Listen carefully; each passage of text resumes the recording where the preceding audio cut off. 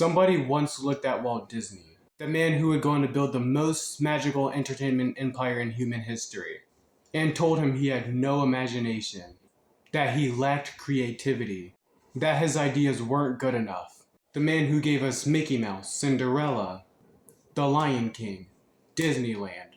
They told him he wasn't creative enough.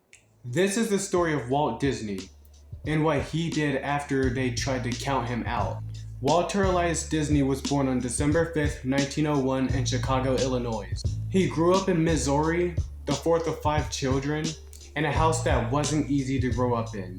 His father, Elias, was a hard and demeaning man, often harsh with his children, and Walt watched his older brothers leave home one by one just to escape. But Walt found something that made it all bearable: drawing. From the time he was a little boy, Walt Disney could get lost in a sketch pad and forget about everything else around him. It was his peace, escape, and his world. His father didn't believe in it, told Walt that he wasn't good enough to become an artist, that he should find something practical to do with his life. But Walt kept drawing anyway, every spare moment, every chance he got. As a teenager, Walt and his little brother Roy delivered newspapers for their father every single morning, up until 4:30 a.m., working until the school bell rang, then again in the afternoon. Walt was so exhausted that he would fall asleep at his desk in class. But even then, even on the newspaper route, he was dreaming bigger. At 18 years old, Walt Disney landed his first job as a commercial illustrator. He was doing what he loved. He was on his way, or so he thought.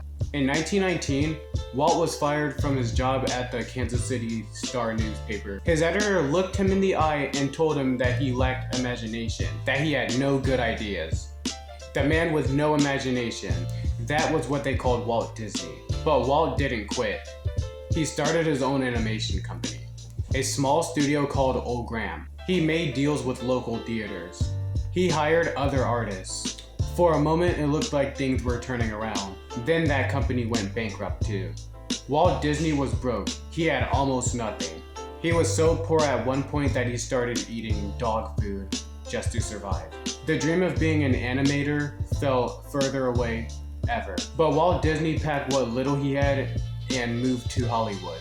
Because even at his lowest, he still believed in the dream.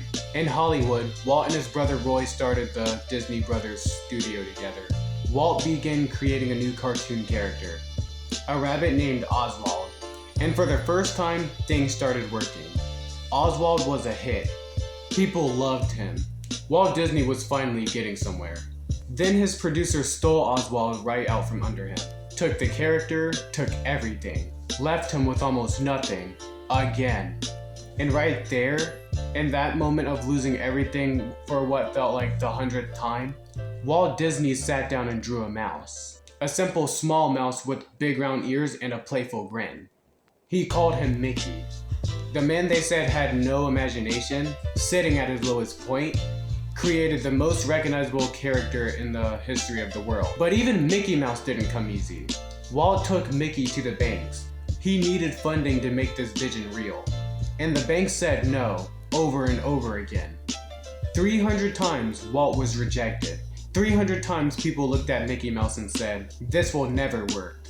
On the 301st try, someone finally said yes. Mickey Mouse became a sensation. Walt Disney went on to create Snow White and the Seven Dwarfs, the first ever full-length animated film, when everyone around him said it couldn't be done. They literally called it Disney's folly.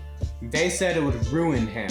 It became one of the most successful films on its time. Then came Fantasia, Dumbo, Bambi, Cinderella, Peter Pan, and Sleeping Beauty. One timeless story after another. Each one coming from the imagination of a man who they said had no imagination. And then one afternoon, Walt Disney was sitting at a park watching his daughters ride the merry-go-round.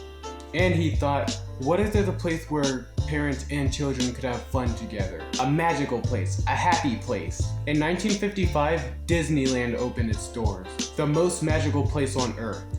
Built by the man who was told he had no good ideas. Walt Disney went on to win 22 Academy Awards. More than any individual in history. And here's the part that I want you to sit with. The newspaper that fired Walt Disney in 1919, the Kansas City Star, was eventually purchased by Disney's own company decades later.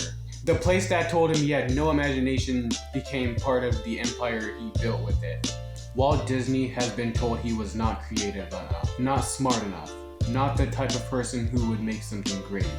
Walt Disney heard that his whole life, from his own father, from his own editor, from 300 bankers who looked at Mickey Mouse and saw nothing worth believing in. Every single time, he went back to what he knew. He went back to the dream.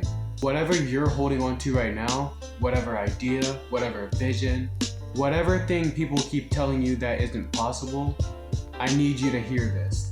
The people who had told Walt Disney he had no imagination are forgotten. Walt Disney is not forgotten. Keep going. Your story isn't over.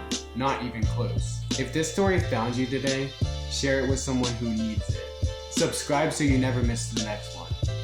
And until next time, I'm Xavier Gathers, and this is where we gather.